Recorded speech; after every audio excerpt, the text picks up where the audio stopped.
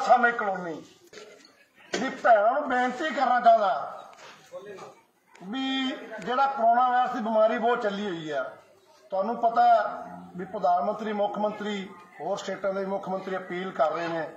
बाकी इटली की तुसीं वेख ही लिया कितनी डैड बॉडियां।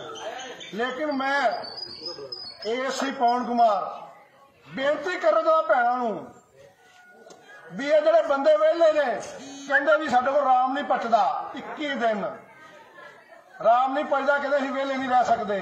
मैं भैनों नूं बेनती करना चाहता काम लाओ, इन्हों घर दी सफाइयां कराओ, छत्तां साफ कराओ, रैलिंग साफ करो, भांडे धोआओ, कपड़े धोआओ, इन्हां तो घर की सफाई होगी, नाले कोरोना वायरस की सफाई होगी, नाले इन्हां दी भी सफाई होगी, नाले रोटी पकानी सीख जाएंगे 21 दिन।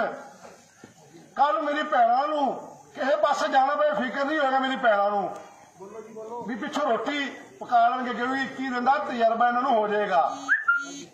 मैं भैनों नूं बेनती करना चाहता जिहड़ियां भैणां मेरे नाल सहमत ने, भारत माता की सारे बोलो, जी मेरे भैणां सहमत इन्हों काम ला अंदर तुसीं दसो, बाहर आए आएंगे तो असीं दसांगे, लो काम इन्हों बोलो।